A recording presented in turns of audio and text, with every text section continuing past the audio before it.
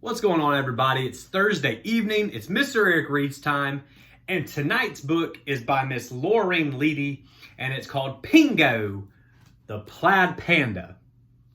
Now, before we get started on this book by Miss Leedy, I know you guys have probably heard we've got another delay in our return to school, and I'll speak for every teacher. Man, this really stinks, because even on our most challenging days, even on the days where we got the most work to do, or days where we're not feeling good or you're not feeling good, man, there's nothing more than we want to do than to be with you guys right now. So, like I said, we'll get through it. It'll be a little bit longer before I get to see you guys in the hallway, but hey, we're going to get there again. So continue, guys, to sign on. Parents, reach out to the teachers. I promise you there's ample amount of effort being put in by our phenomenal teachers. So please reach out to them so that we can continue to learn at home, and that way we come back stronger. We're going to get through it. It's just a matter of when. But without further ado, let's find out what happens with Mr. Pingo, the Plaid Panda, by Loreen Leedy on Mr. Eric Reads. Pingo was a panda, and he was plaid. One day he was singing Bop-a-Doop and dancing Hop-a-Loop.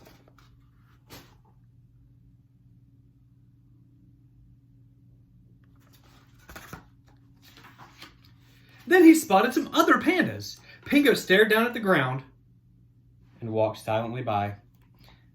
"They don't like me because I'm plaid," he mumbled, and he plodded home alone.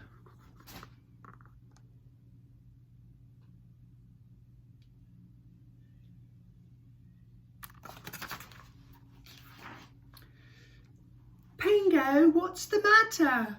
asked his mother. "Mama, I'm plaid and I'm mad," he growled. "There's nothing wrong with being plaid," Mama said. "Now go clean your room." "Grrr," groaned Pingo.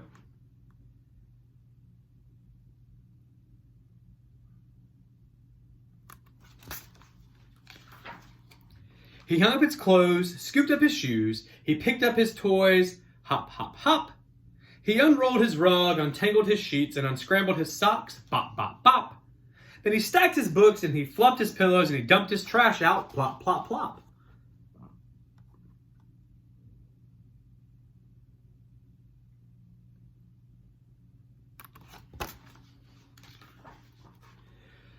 Hey, Pingo was tired.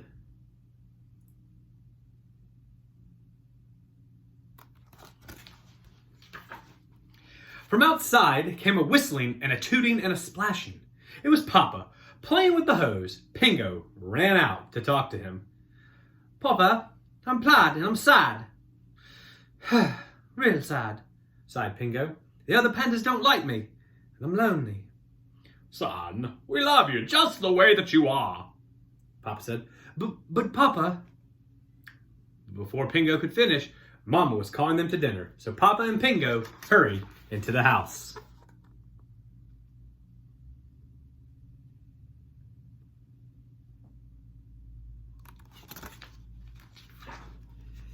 Pingo ate piles of potatoes and bunches of beets, crunch, crunch. He gobbled mounds of muffins and chunks of cheese, munch, munch. He nibbled morsels of melons and pieces of pie, scrunch, scrunch. And then, whew, Pingo was stuffed.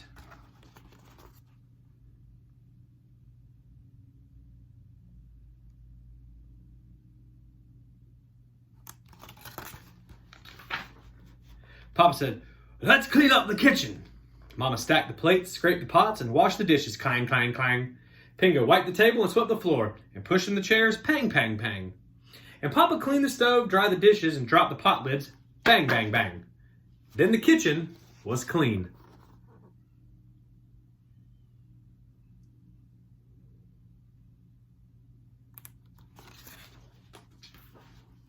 Mama and Papa settled down to read, to think, and my personal favorite, to snooze. But Pingo was stuck into the bathroom, and he looked for Mama's black hair dye. "I'll dye my plaid fur. I'll dye it black," he thought, "and then the other pandas will like me."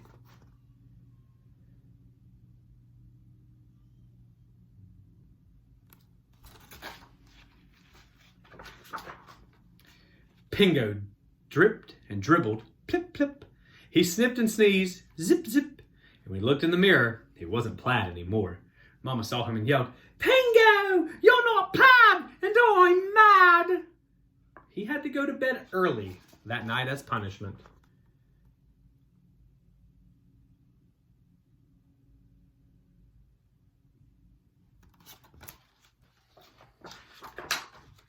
The next morning, Pingo was happy and hopping, and he ran right up to the other pandas and smiled.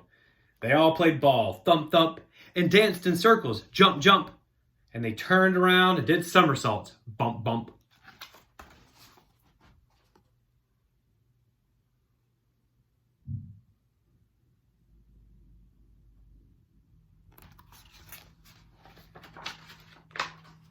The panda said, "Hey, we're glad you played with us today, Pingo. We thought you didn't like us." How did you know it was me?" asked Pingo. "We could tell by your dancing," they all replied. "Yeah, that was great," they all replied. "We'll see you tomorrow."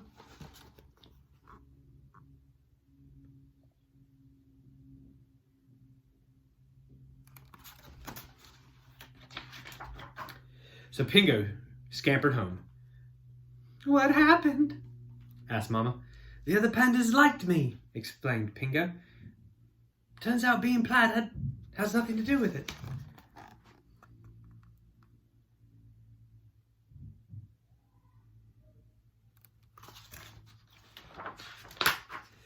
So Mama put Pingo in the bathtub to wash out all that black hair dye.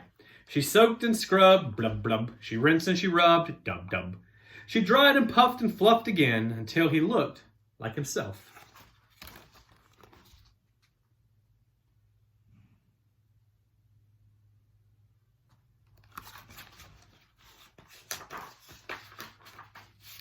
And Pingo jumped in the air and shouted, "I'm Plaid, and I'm glad." The end. Pingo the Plaid Panda by Loreen Leedy, here on Thursday night. Mr. Eric Reads. What's the message of the book? Guys, you're perfect the way you are. Be kind to everybody. Learn to know people on the inside rather than what's on the outside. We've said it before, but the shoes on their feet doesn't mean that they don't have a good personality, a good brain in their head. Let's judge people by the way their content of their character is, not by what they look like on the outside. Pingo, the Plaid Panda.